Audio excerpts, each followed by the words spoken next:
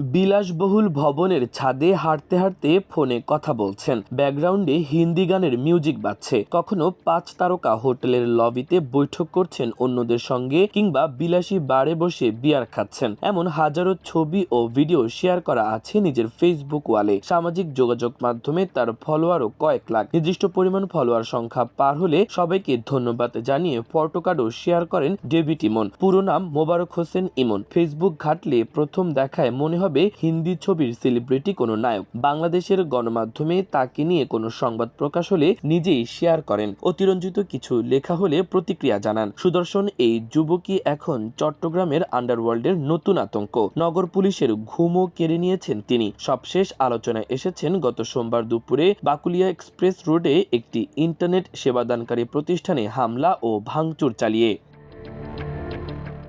রাজনীতিবিদ থেকে শুরু করে ডেভেলপার কোম্পানি, ইন্টারনেট, ডিশ ব্যবসা, গার্মেন্ট কিংবা খাতুনগঞ্জের আড়তদার, সবার কাছে যেন এক মূর্তিমান আতঙ্কের নাম ডেভিড ইমন। বিদেশি নম্বর থেকে ফোনে দাবি করা হয় চাঁদা, না দিলে বাড়ির লক্ষ্য করে গুলি, পরিবারের সদস্যদের হেনস্থা, এমনকি ব্যবসা প্রতিষ্ঠানে হামলা ও ভাঙচুরের মতো ঘটনা ঘটাতেও পিছপা হচ্ছেন না ইমন ওরফে ডেভিড ইমনের সহযোগী সন্ত্রাসীরা। নগর জুড়ে সন্ত্রাসের এই আধিপত্য গড়ে তুলতে কম কাঠখড় পোড়াতে হয়নি তাকে। সারোয়ার বাবলা, ঢাকাইয়া আকবরের মতো পথের কাঁটা সরাতে হত্যা করতে হয়েছে একাধিক প্রতিপক্ষ সন্ত্রাসীকেও।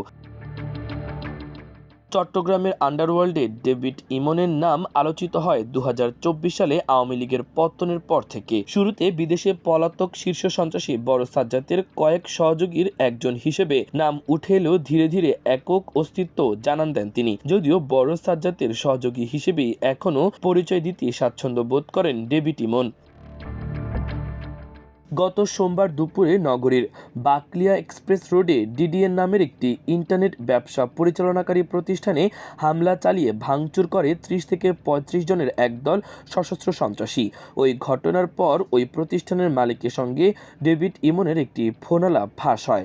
এতে ডেভিড ইমন পরিচয় দিয়ে ফোন করা ওই ব্যক্তিকে বলতে শোনা যায়, আমাকে না চিনলে পুলিশ কমিশনারের সঙ্গে কথা বলেন। বড় সাজ্জাদ বাহিনীর ডেভিড ইমন ফোন করেছে বলেন, আমার ফোন নম্বর দেখান, তিনি বলে দেবেন আমি কে। আরেকটু সময় থাকলে বাঁশখালীর সাবেক এমপি মুস্তাফিজুরের সঙ্গে কথা বলেন। তার বাড়ির সামনে কি হয়েছে জানা নেই আপনার? আপনি কি মুস্তাফিজের থেকে বড় হয়ে গেছেন? ব্যবসা করতে চাইলে একবারে 2 কোটি টাকা ও প্রতি মাসে 10 লাখ টাকা করে দেবেন, না হলে 2 দিনের মধ্যে ব্যবসা গুটিয়ে নেবেন। আমার পোলাপান ব্যবসা করবে। গত 2রা জানুয়ারি সকালে নগরীর চন্দনপুরা এলাকার স্মার্ট গ্রুপের চেয়ারম্যান সাবেক এমপি মোস্তাফিজুর রহমানের বাসা লক্ষ্য করে গুলি চালিয়েছিল সন্ত্রাসীরা। এরপর ওই বাসায় নিরাপত্তায় পুলিশের 5 সদস্যকে নিয়োগ করা হয়।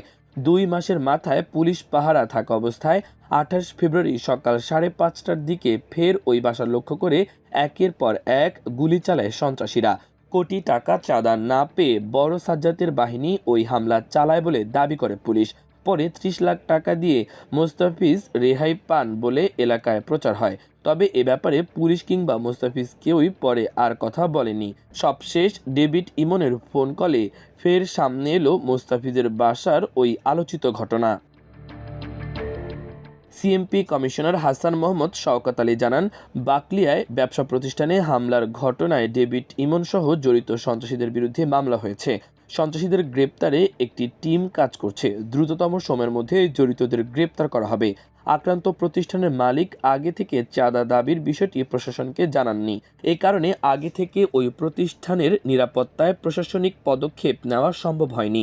সামাজিক যোগাযোগ মাধ্যমে ডেভিড ইমন দাবি করেন তিনি দুবাই আছেন, কিন্তু পুলিশের কাছে এমন কোনো রেকর্ড নেই। এমনও হতে পারে তিনি দেশে থেকেই বিদেশে অবস্থানের কথা প্রচার করছেন সবাইকে বিভ্রান্ত করতে। এসব বিষয়ে গুরুত্বের সঙ্গে নিয়ে পুলিশের পাশাপাশি অন্যান্য আইনশৃঙ্খলা রক্ষাকারী বাহিনীও কাজ করছে। মাল্টিমিডিয়া ডেস্ক, আমার দেশ।